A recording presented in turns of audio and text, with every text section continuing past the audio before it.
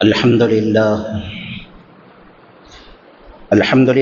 نحمده ونستعينه ونستغفره ونؤمن به ونتوكل عليه ونعوذ بالله من شرور أنفسنا ومن سيئات أعمالنا من يهده الله فلا مضل له ومن يضلله فلا هادي له ونشهد أن لا إله إلا الله وحده لا شريك له ونشهد أن سيدنا ومولانا محمدًا عبده ورسوله أما بعد أعوذ بالله من الشيطان الرجيم بسم الله الرحمن الرحيم حاميم والكتاب المبين إنا أنزلناه في ليلة مباركة إنا كنا منذرين فيها يفرق كل أمر حكيم أمرا من عندنا إنا كنا مرسلين صدق الله العظيم قال النبي صلى الله عليه وسلم إن الله تبارك وتعالى ينزل إلى سماء الدنيا فيغفر للمستغفرين ويرحم للمسترحمين إلا المشركين والمشاحين أو كما قال النبي صلی اللہ علیہ وسلم۔ محترم بھائیو بزرگوں، یہ قرآن پاک کی جو آیات تلاوت کی گئی خطبے میں، ان آیات کا تعلق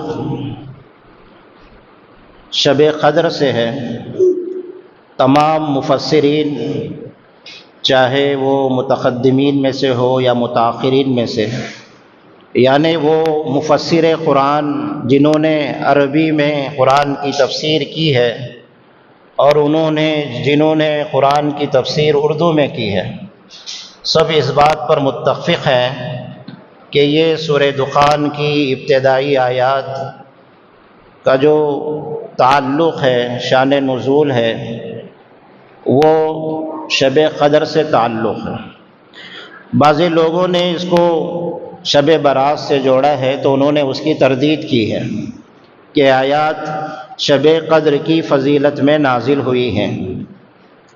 اس کا مطلب یہ نہیں ہے کہ شب برات کی کوئی حیثیت، کوئی حقیقت نہیں ہے، ایسی بات نہیں ہے۔ قرآن سے شب برات کی فضیلت ثابت نہیں ہے، لیکن احادیث مبارکہ سے شب برات کی فضیلت، اس کی اہمیت واضح طور پر موجود ہے۔ مفسرین میں بہت بڑے مفسر ہیں، مولانا جلال الدین سیوطی رحمۃ اللہ علیہ، جن کی تفسیر کی کتاب ہے در منصور، اس میں انہوں نے 24 احادیث کو شب برات کی فضیلت میں نقل کیا ہے۔ ایسی روایتیں ہیں 24 جو شب برات کی فضیلت میں وارد ہوئی ہیں، اور تقی عثمانی دامت برکاتہم نے 10 صحابہ سے ان روایات کو ذکر کیا ہے کہ 10 بڑے بڑے صحابہ نے شب برات کی فضیلت میں وارد ہونے والی روایات کا ذکر کیا ہے۔ شب برات ایک مبارک رات ہے جس میں اللہ تعالیٰ بندوں کی جانب متوجہ ہوتے ہیں اور 7 آسمان سے آسمان دنیا پر نیچے اتر کر جو آسمان ہمیں نظر آ رہا ہے، اس میں اپنا دربار لگاتے ہیں اور بندوں کی طرف متوجہ ہوتے ہیں، اور بندوں سے اللہ تعالیٰ متوجہ ہو کر فرماتے ہیں، ہے کوئی اپنے گناہوں کی بخشش کا چاہنے والا؟ ہے کوئی اپنی دنیاوی حالات کو اللہ کے سامنے رکھنے والا؟ ہے کوئی پریشان حال؟ ہے کوئی روزی کا متلاشی؟ اس طریقے سے اللہ کی طرف سے اعلان ہوتے رہتا ہے اور مانگنے والوں کو ضرور ملتا ہے۔ تو گویا کہ شب برات کی رات اللہ کے نزدیک بڑی خوشی و شادمانی کی رات ہے۔ عام طور پر ہم دیتے ہیں خوشی کے موقع پر، عید الاضحیٰ، عید الفطر کا موقع آیا تو ہر آدمی خوش ہوتا ہے کہ آنے والے ملاقات کرنے والے بچوں کو کچھ نہ کچھ اپنے جیب سے نکال کے دیتا ہے۔ عید کا موقع ہے، خوشی کا موقع ہے، بھائی کے بچوں کو دے رہا ہے، بہن کے بچوں کو دے رہا ہے، اڑوس پڑوس کے بچے آ گئے تو ان کو بھی دے رہا ہے۔ تو خوشی کے موقع پر ایک آدمی اپنے بچوں کو، پرایوں کے بچوں کو، بھائی بہنوں کے بچوں کو بغیر مانگے کے بھی دے دیتا ہے، تو پھر اللہ اپنے بندوں کو خوشی کے موقع پر کیوں نہیں دے گا؟ تو گویا کہ رات اللہ سے لینے کی رات ہے، یہ رات دعاؤں کی رات ہے، اللہ سے مانگنے کی رات ہے۔ شعبان کے فضائل گزشتہ جمعہ میں ہم نے سنے ہیں، تو شعبان کے مہینے میں ایک مبارک رات ہے جو 15ویں شعبان کو آتی ہے، جس کو لیلۃ البرات کے نام سے حدیث پاک میں یاد کیا گیا ہے۔ اس کی بڑی فضیلت حدیث پاک میں آئی ہے۔ اس میں کرنے والے اعمال کیا ہیں، کن اعمال سے بچنا ہے، اور اس میں اللہ تعالیٰ کن کن لوگوں کی مغفرت فرماتے ہیں اور کن کن گناہ گاروں کو اللہ تعالیٰ معاف نہیں فرماتے ہیں، یہ ساری چیزیں اللہ کے نبی صلی اللہ علیہ وسلم نے اپنی امت کو رہنمائی کے طریقے سے بتایا ہے۔ اور وہ اعمال جو ہم اپنی طرف سے گھڑ لیے ہیں، جس کا دور دور تک دین کے اندر کوئی رشتہ نہیں ہے، کوئی تعلق نہیں ہے، آج امت اس کو دین سمجھ کر کرتی ہے، جبکہ وہ دین سے کوسوں دور وہ چیزیں ہیں۔ تو ان ساری چیزوں کو ذہن نشین رکھنا ہے تاکہ اس رات کی سارا خیر، ساری فضیلت اور اللہ کی طرف سے ملنے والے انعامات کو ہم سب قدردانی کے ساتھ اپنی جھولیوں میں سمیٹنے والے بن جائیں۔ اما جان عائشہ رضی اللہ عنہا روایت فرماتی ہیں کہ اللہ کے نبی صلی اللہ علیہ وسلم میرے حجرے میں تشریف لائے 15ویں شعبان کو۔ اللہ کے نبی صلی اللہ علیہ وسلم کے جو گھرانے تھے، ان گھرانوں میں آپ صلی اللہ علیہ وسلم کی ہر دن باریاں ہوتی تھی، تو جس دن شعبان کی 15ویں تاریخ تھی، اما جان عائشہ رضی اللہ عنہا کے حجرے میں آپ کی رات گزارنے کی باری تھی۔ تو اللہ کے نبی تشریف لائے، اما جان عائشہ فرماتی ہے میرے پہلو میں لیٹ گئے اور اتنی دیر تک لیٹے رہے جتنی دیر میں ایک آدمی کو نیند لگ جاتی ہے، اتنی دیر لیٹے رہے۔ شاید اس وجہ سے کہ اما جان عائشہ رضی اللہ عنہا کی نیند میں خلل واقع نہ ہو، وہ سو جاوے۔ تھوڑی دیر کے بعد حضور صلی اللہ علیہ وسلم اپنے بستر سے اٹھے اور اٹھ کر باہر چل دیے۔ اما جان عائشہ فرماتی ہیں آپ صلی اللہ علیہ وسلم کی غیر موجودگی کو دیکھ کر میں بھی آپ صلی اللہ علیہ وسلم کے پیچھے ہو لی، اور انسان ہونے کے ناطے، سوتن ہونے کے ناطے خیال دل کے اندر آیا کہ شاید اللہ کے نبی صلی اللہ علیہ وسلم جہاں پر میری باری ہے کسی اور سوتن کے پاس چلے نہ گئے ہوں۔ یہ خیال آنا تھا، بحیثیت انسان ان کے دل کے اندر آیا۔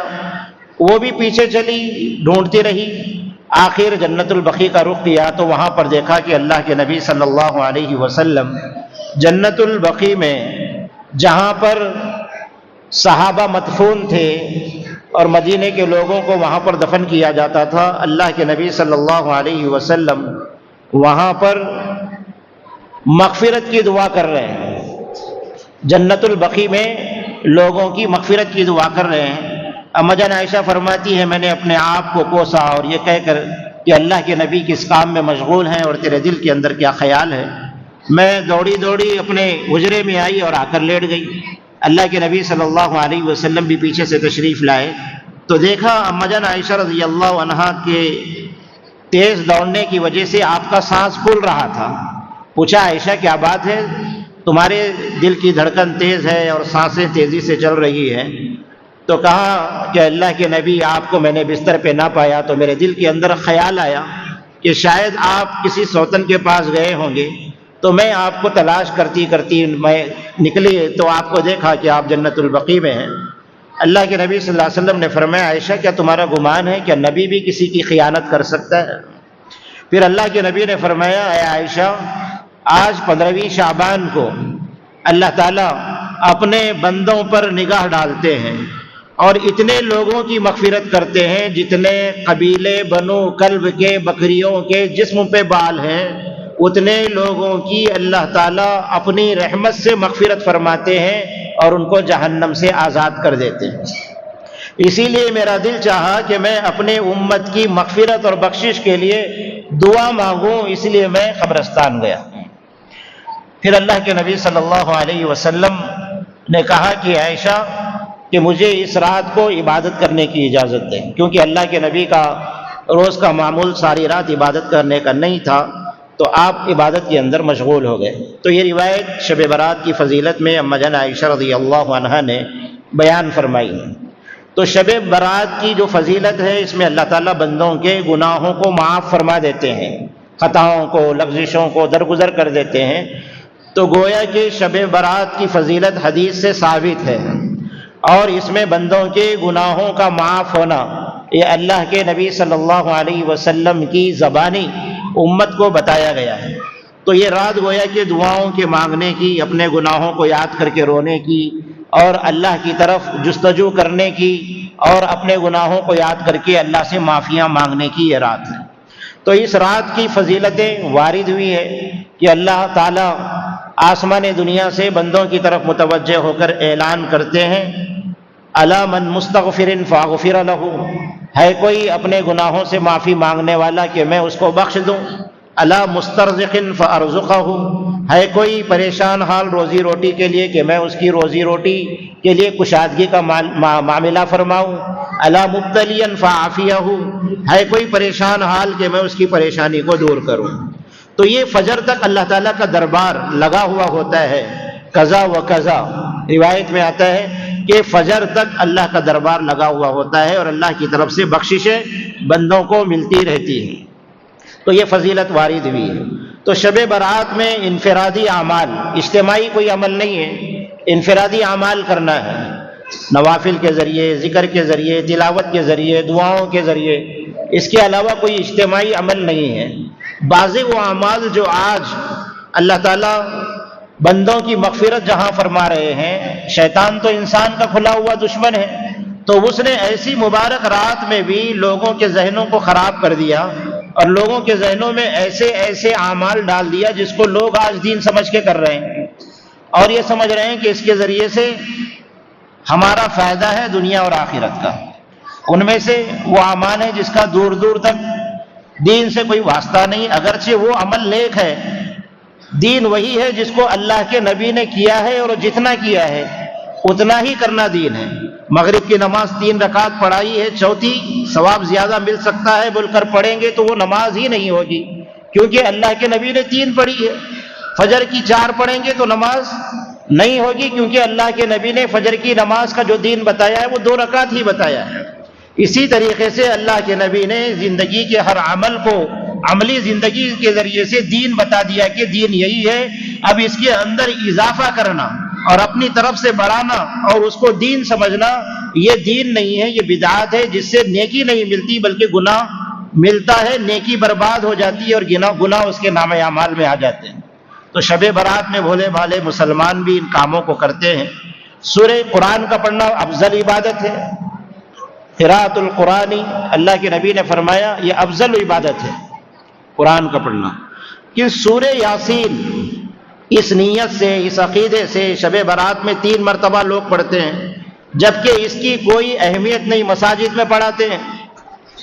جتنا عام دنوں میں یاسین پڑھنے کا ثواب ملے گا، شب برات میں بھی اتنا ہی ثواب یاسین پڑھنے کا ملے گا، لیکن اس عقیدے کے ساتھ پڑھنا کہ 1 مرتبہ یاسین پڑھیں گے تو عمر میں برکت ہوگی، نوح علیہ السلام کی عمر لگ جائیں گی 950 سال، یا دوسرا یاسین پڑھیں گے تو روزی روٹی ملیں گی، قارون کے جیسا خزانہ ملے گا، یا جو ہے تیسرا یاسین پڑھیں گے تو جو ہے قبر کے اندر عذاب نہیں ملے گا۔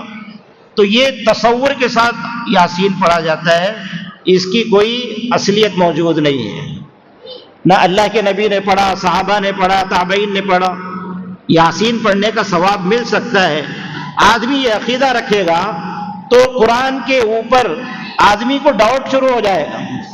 اب وہ سورہ یاسین پڑھ لیا شب برات میں اس وجہ سے کہ میری عمر لمبی ہو، دوسرے دن ایکسیڈنٹ میں مر گیا تو سورہ یاسین پہ ڈاؤٹ آ گیا، یہ میں تو پڑھ لیا تھا، میری عمر لمبی کیوں نہیں ہوئی؟ کیونکہ دین سے اس کا تعلق ہی نہیں ہے، اب دین بنا لیا ہے تو دین کے اوپر اعتراض شروع ہو جائے گا۔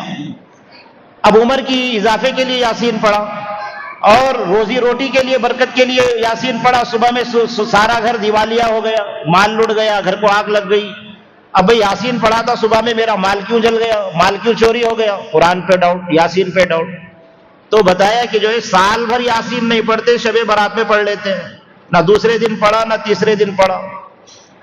تو یہ ہمارا مزاج بنا ہوا ہے کہ کوئی بھی عبادت کر سکتے ہیں، لیکن خاص عبادت نہیں ہے. منع نہیں کیا جا رہا ہے کہ یاسین مت پڑھو، لیکن 3 مرتبہ اس عقیدے کے ساتھ اور 3 مرتبہ کے عدد کے ساتھ 100 مرتبہ پڑھو. آپ کو کس نے منع کیا؟ قرآن کا دل ہے یاسین، ساری زندگی اس کو پڑھنا ہے، لیکن شب برات کے اعمال میں سے 3 مرتبہ یاسین کا پڑھنا یہ دین کا حصہ نہیں ہے. اس کے علاوہ جو لوگ کرتے ہیں اس میں ایک یہ بھی ہے، مردوں کی عید، بڑوں کی عید، بزرگوں کی عید. اس نام سے اتنے واہیات خرافات جو ہے گھروں کے اندر ہوتے ہیں، اللہ ہی محفوظ رکھے. کہ مسلمانوں کی عقائد کے اندر ہی نہیں کہ گھروں کو روحوں کا آنا، ایک مرتبہ روح چلے گئی واپس لوٹ کے نہیں آتی. وہ جنتی ہے تو علیین کے اندر رہے گا، اگر وہ برے اعمال تھے تو وہ سجین کے اندر رہے گا. علیین جنت کا اعلیٰ درجہ ہے، سجین جہنم کا سب سے نچلا طبقہ ہے. اب جو ہے اس کے خرافات یہ ہیں کہ 15ویں شعبان کو گھر میں چننا لگایا جا رہا ہے، دروازے میں بچے کو بیٹھنے نہیں دے رہے ہیں، گھر کو دھونی دی جا رہی ہے. کیوں؟ بڑوں کی روحیں آئے گی. اور اس سے زیادہ جہالت یہ ہے کہ ان کے پسندیدہ چیزوں کو رکھ کر فاتحہ دلائی جاتی ہے کہ یہ چیزیں ان کو پہنچ جاتی ہے، یا ان کو جو پسندیدہ تھے. اور اس سے زیادہ جہالت یہ ہے کہ مکروہ چیزیں جو استعمال کرتا تھا وہ بھی رکھی جا رہی ہے آج گھروں کے اندر مسلمانوں کے. وہ سگریٹ پیتا تھا، بیڑی پیتا تھا، ماچس کی ڈبی رکھ کے فاتحہ دلائی جا رہی. اور اس سے زیادہ جہالت یہ ہے، صاحب کارٹر مارتے تھے تو کارٹر بھی رکھ کے وہاں پر فاتحہ دلا رہے ہیں. جہالت کی حد ہو گئی. اب وہاں پر یہاں پر دلائے تو شاید ان کو وہاں پر کارٹر ملے گا، وہاں کارٹر پیئیں گے، یہاں پی کے گئے وہاں بھی پیئیں گے. ایسی جہالت آج مسلمانوں نے ایسی مبارک راتوں میں، یہ ہو رہا ہے، ایسی قصے نہیں ہے، یہ ہو رہا ہے. لوگ پوچھتے بھی ہیں آ کر. اور خصوصاً قبرستان میں ہم بھی دیکھتے ہیں کہ شب برات کے دن لوگ بیر کے پتے توڑنے کے لیے جاتے ہیں. اس کا بھی کوئی تعلق نہیں ہے کہ شب برات کے اندر بیر کے پتوں سے نہانے سے جو ہے کوئی بیماری نہیں لگے گی، کوئی پریشانی نہیں ہوگی، اس سے گناہ دھل جاتے ہیں. ایسا کوئی عقیدہ نہیں ہے. یہ تو شیعہ کے عقیدے کے قریب عقیدہ ہے کہ شیعہ کا عقیدہ یہ ہے کہ 10ویں محرم کو بدکاری کر کے کوئی غسل کرتا ہے تو ان کا عقیدہ یہ ہے کہ پانی کے خطرے کے ساتھ گناہ جھڑ جاتے ہیں اور ایک خطرے پہ نیکی مل جاتی ہے. کتنی جہالت. آج مسلمان بھی یہ سمجھ رہے ہیں کہ بیر کے پتے جو ہے پانی نہانے سے بیماریاں ختم ہوں گی یا نیکیاں ان کو ملیں گی. اس کا کوئی تعلق نہیں. مردوں کو نہلاتے ہیں. کیوں نہلاتے تھے؟ کیونکہ پانی اس سے صاف ہوتا ہے. پہلے صابن کا ایسی چیزوں کا استعمال نہیں ہوتا تھا، تو آیا کہ اس سے پانی صاف ہوتا ہے، اس لیے مردوں کو پانی، بیر کے پتے پانی میں ڈال کر پانی صاف ہونے کے لیے اس سے نہلایا جائے. اگر کوئی بیر کے پتے ڈال کر جو ہے میت کو غسل نہیں دیا، صابن لگا کے نہلا دیا تو بھی اس کے لیے پاکی صفائی ہو گئی. بیر کے پتے ڈالنا کوئی عقیدہ نہیں ہے، کوئی فرض نہیں ہے، واجب نہیں ہے. اب یہ لوگ ڈال دیتے ہیں. تو ایسی چیزیں شب برات کے دن بھی جو ہے کر رہے ہیں. تو ان چیزوں سے اپنے آپ کو بچانا ہے. کرنے والے اعمال ہی کرنا ہے، اور جو نہیں کرنے والے اعمال ہیں اس سے اپنے آپ کو بچانا ہے. اللہ کے نبی صلی اللہ علیہ وسلم نے فرمایا کہ اس رات میں اللہ تعالیٰ سارے لوگوں کی مغفرت فرما دیتے ہیں، لیکن چند لوگ ہیں جن کی مغفرت نہیں کرتے. اس میں سے ایک مشرک ہے. چاہے وہ شرک وہ نہیں ہے صرف بتوں کے سامنے ہو رہا ہو، شرک وہ بھی ہے جو درگاہوں پہ جا کے کیا جا رہا، خبر پہ کیا جا رہا، کسی پیر کی عقیدت میں کیا جا رہا کہ میں فلاں کا پیر بنوں گا تو میری دکان چمکے گی. یہ بھی شرک کے اندر داخل ہے. آج یہ بھی پیر کے دھندے زیادہ چل رہے ہیں. تو یہ بھی شرک کے نزدیک دائروں میں چیزیں آتی ہے. تو ایسے چھوٹے چھوٹے شرک سے بھی اپنے آپ کو، شرک جلی، شرک خفی سے بھی اپنے آپ کو بچانا ہے. اللہ کے علاوہ کسی سے میرا تعلق نہ دین دنیا کا ہو نہ آخرت کا ہو. اللہ ہی سب کچھ میرے کرنے والے ہیں، یہی ایمان ہے. اس کے علاوہ کوئی ذرہ برابر بھی دائیں بائیں جا رہا ہے تو شرک کے دائرے کے اندر داخل ہو جا رہا ہے.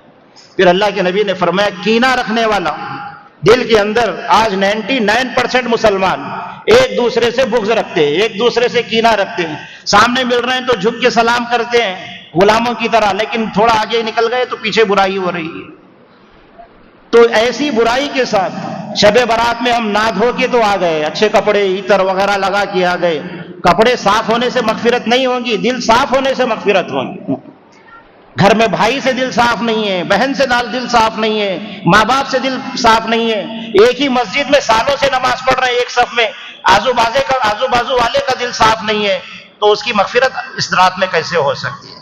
تو اللہ کے نبی صلی اللہ علیہ وسلم نے جن کی مغفرت نہیں ہوگی ان کی بھی فہرست بتا دی، شراب پینے والا، رشتے ناطے توڑنے والا، یہ ساری چیزیں۔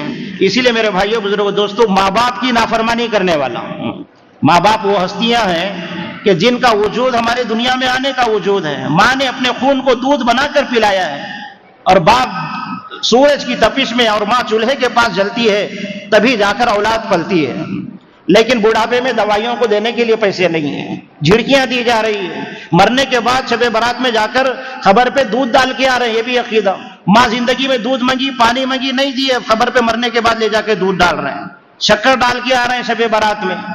تو یہ اللہ کے نبی صلی اللہ علیہ وسلم نے فرمایا ماں باپ تمہاری جنت ہے یا جہنم ہے، اگر وہ ناراض ہے تو شب برات میں بھی تم گڑ گڑا کے دعا مانگو، اللہ تعالیٰ معاف نہیں کریں گے۔ ماں باپ کی معافی پر ہی اللہ کی معافی مرتب ہے۔ تو یہ مبارک راتیں ہیں جس میں اپنے آپ کو اعمال میں لگانا، صرف جاگنے پہ ثواب ملنے والا نہیں ہے، عبادت پہ ثواب ملنے والا ہے۔ کوئی ساری رات جاگا فجر نہیں پڑا تو اس کی رات حماقت میں گزری ہے، اس کی رات جو ہے اللہ کی ناراضگی میں گزری ہے۔ اگر کوئی عشاء پڑھ لیا، فجر پڑھ لیا تو اس کی مغفرت ہو سکتی ہے، لیکن کوئی چبوترے پہ جاگ رہا، پان کے ڈبے پہ جاگ رہا، ہوٹل پہ جاگ رہا، نکلس روڈ پہ جا کے جاگ رہا، یا بچے جو ہے گاڑیاں لے کے حادثوں کا شکار ہو رہے ہیں، تو اس پہ عبادت کا ثواب نہیں ہے۔ اللہ کے نزدیک گھنٹے اور گھڑی نہیں دیکھی جاتی، اللہ کے نزدیک تو بندے کے اعمال دیکھے جاتے ہیں۔ اسی لیے میرے بھائیوں بزرگوں دوستوں، شب برات جو آنے والی ہے وہ مغفرت کی رات ہے۔ ہم اپنے چھوٹے گناہوں سے، بڑے گناہوں سے معافی مانگے، جو حقوق العباد سے تعلق رکھتے ہیں ان سے معافی مانگے، اور اللہ کی طرف متوجہ ہو جائیں، اور شب برات کو خصوصاً ہمارے لیے دنیا اور آخرت میں کامیابی کا ذریعہ بنے۔ وآخر دعوانا ان الحمد للہ رب العالمین۔